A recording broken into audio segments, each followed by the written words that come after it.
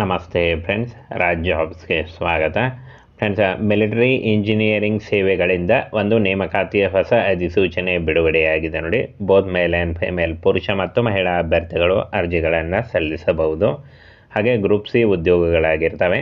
ಆಯ್ಕೆಯಾದಂಥ ಅಭ್ಯರ್ಥಿಗಳಿಗೆ ಬೆಂಗಳೂರು ಮತ್ತು ಹಾಗೆ ಆಲ್ ಓವರ್ ಇಂಡಿಯಾದಲ್ಲಿ ಜಾಬ್ಸ್ ಇರುತ್ತೆ. ಬನ್ನಿ ಇದರ ಬಗ್ಗೆ ಒಂದೊಂದಾಗಿ ಮಾಹಿತಿಯನ್ನು ತಿಳಿಸ್ಕೊಡ್ತೀನಿ. ಹಾಗೆ ಕಾಯಂ ಉದ್ಯೋಗಗಳಾಗಿರ್ತವೆ. MES ಖಾಲಿ ಉದ್ಯೋಗಗಳು ನೋಡಿ, ಸಂಪೂರ್ಣವಾಗಿ ಗೌರ್ಮೆಂಟ್ ಹುದ್ದೆಗಳಾಗಿರ್ತವೆ, ಸರ್ಕಾರದ ಉದ್ಯೋಗಗಳಾಗಿರ್ತವೆ. ಹಾಗೇನ ಪೇ ಸ್ಕೇಲನ್ನು ನೋಡೋದಾದರೆ 56,000ದಿಂದ 1,77,000 ಪರ್ ಮಂತ್ ಸ್ಯಾಲ್ರಿ ಆಗಿರುತ್ತೆ. ಜಾಬ್ ಲೊಕೇಶನ್ನು ಬೆಂಗಳೂರು ಸೇರಿ ಭಾರತಾದ್ಯಂತ ಇರುತ್ತೆ. ಆನಂತರ ಅನ್ವಯಿಸುವ ವಿಧಾನವನ್ನು ನೋಡಿ, ಆನ್ಲೈನ್ ಮೂಲಕ ಅಫಿಷಿಯಲ್ ವೆಬ್ಸೈಟಿಗೆ ಹೋಗಿ ನೀವು ಅರ್ಜಿಗಳನ್ನು ಸಲ್ಲಿಸಬೇಕಾಗುತ್ತೆ.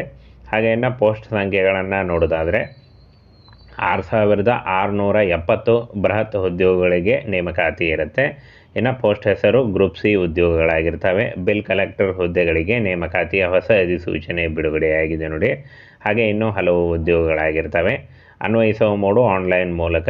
ಉದ್ಯೋಗ ಸ್ಥಳ ಬೆಂಗಳೂರು ಮತ್ತು ಭಾರತಾದ್ಯಂತ ಇರುತ್ತೆ. ಫ್ರೆಂಡ್ಸ್, ಉದ್ಯೋಗ ಸ್ಥಳ ಪರೀಕ್ಷಾ ಕೇಂದ್ರ ನೋಡಿ, ಇಲ್ಲಿ ಕರ್ನಾಟಕದಿಂದ ಅಪ್ಲೈ ಮಾಡುವಂಥವರಿಗೆ ಬೆಂಗಳೂರಿಗೆ ಪರೀಕ್ಷಾ ಕೇಂದ್ರ ಬರುತ್ತೆ. ಹಾಗೆಯೇ ಯಾರು ಅರ್ಜಿ ಸಲ್ಲಿಸಬಹುದು ಅಂತ ನೋಡೋದಾದರೆ ಅಖಿಲ ಭಾರತದಿಂದ ಗಂಡು ಮತ್ತು ಹೆಣ್ಣು ಯಾರು ಬೇಕಾದರೂ ಅರ್ಜಿಗಳನ್ನು ಸಲ್ಲಿಸಬಹುದು. ಇನ್ನು ಪೇ ಸ್ಕೇಲ್ ನೋಡಿ, 35,000ದಿಂದ 1,11,000 ಪರ್ ಮಂತ್ ಸ್ಯಾಲ್ರಿ ಆಗಿರುತ್ತೆ.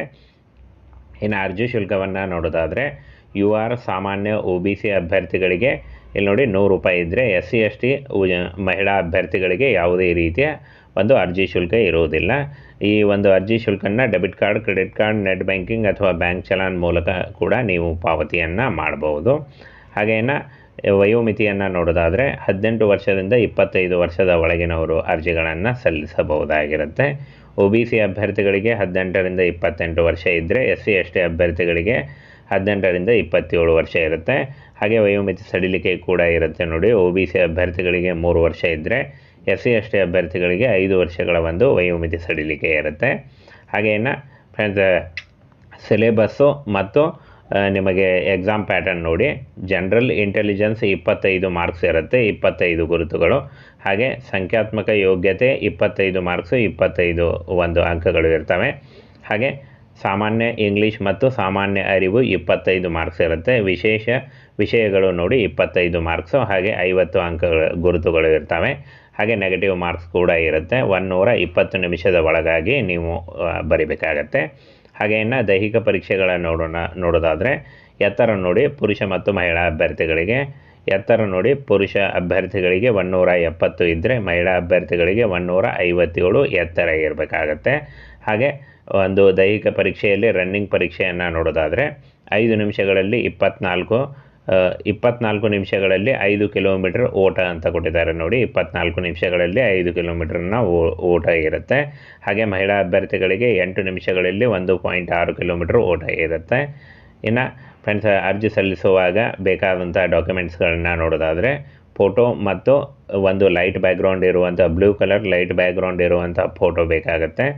8ನೇ ತರಗತಿ ಅಥವಾ 10ನೇ ತರಗತಿ ಪಾಸಾದಂಥ ಒಂದು ಸರ್ಟಿಫಿಕೇಟು, ಹಾಗೆ ನಿವಾಸ ಪ್ರಮಾಣ ಪತ್ರ, ರೆಸಿಡೆನ್ಷಿಯಲ್ ಸರ್ಟಿಫಿಕೇಟು, ಹಾಗೆ ಜಾತಿ ಪ್ರಮಾಣ ಪತ್ರ ಮತ್ತು ಆಧಾರ್ ಕಾರ್ಡು. ಇದು ಇಲ್ಲಿ ನೋಡಿ, ನಿವಾಸ ಪ್ರಮಾಣ ಪತ್ರ ಇದೇನು ಕಂಪಲ್ಸರಿ ಇಲ್ಲ. ಆಧಾರ್ ಕಾರ್ಡ್ ಇದ್ದರೆ ಇದರ ಮೇಲೇನೂ ಕೂಡ ಅರ್ಜಿಗಳನ್ನು ಸಲ್ಲಿಸಬಹುದು. ಜಸ್ಟ್ ಒಂದು ID ವೆರಿಫಿಕೇಷನ್ಗೋಸ್ಕರ ಇರುತ್ತೆ.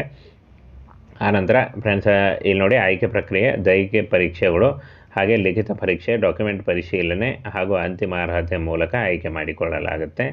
ಇನ್ನು ಒಂದು ಶೈಕ್ಷಣಿಕ ಅರ್ಹತೆ ನೋಡಿ, SLC, PUC, ಪದವಿ, ಎನಿ ಡಿಗ್ರಿ ಮಾಡಿದಂಥ ಅಭ್ಯರ್ಥಿಗಳು ಕೂಡ ಅರ್ಜಿಗಳನ್ನು ಸಲ್ಲಿಸಬಹುದಾಗಿರುತ್ತೆ. ಇನ್ನು ಫ್ರೆಂಡ್ಸ್, ವಿದ್ಯಾರ್ಹತೆಯೊಂದಿಗೆ ಒಂದು ಹುದ್ದೆಗಳು ವಿದ್ಯಾರ್ಹತೆ ನೋಡಿ, SK ಗ್ರೇಡ್ 2 ಇಲ್ಲಿ ನೋಡಿ ಮಾನ್ಯತೆ ಪಡೆದ ವಿಶ್ವವಿದ್ಯಾನಿಲಯದಿಂದ PUC ಅಂತ ಕೇಳಿದ್ದಾರೆ. ಹಾಗೆ ಸ್ಟೆನೋಗ್ರಾಫರ್ ಗ್ರೇಡ್ 2 12ನೇ ತರಗತಿ ಅಂತ ಕೇಳಿದ್ದಾರೆ ನೋಡಿ. ಹಿಂದಿ ಅಥವಾ ಇಂಗ್ಲೀಷ್ ಭಾಷೆಯಲ್ಲಿ ಒಂದು ನಿಮಗೆ ಟೈಪಿಂಗ್ನಲ್ಲಿ ಗೊತ್ತಿರಬೇಕು ಅಂತ ಹೇಳಿದ್ದಾರೆ.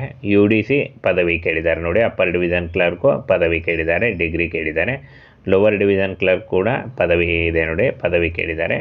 ಹಾಗೆ ಇಲ್ಲಿ ನೋಡಿ ಪ್ಯೂನು SLC ಮತ್ತು ಚೌಕಿದಾರ್ SLC ಆಗಿರಬೇಕು. ಹಾಗೆ ಸಫಾಯಿವಾಲ ಕೂಡ SLC ಮತ್ತು ಕ್ಯಾನ್ ಮ್ಯಾನ್ SLC ಕೇಳಿದ್ದಾರೆ. ಹಾಗೆ ಮೀಟರ್ ರೀಡರ್ 12th ಅಥವಾ SLC ಆದಂಥ ಅಭ್ಯರ್ಥಿಗಳು ಮತ್ತು ಬಿಲ್ ಕಲೆಕ್ಟರ್ ಕೂಡ SLC ಕೇಳಿದ್ದಾರೆ.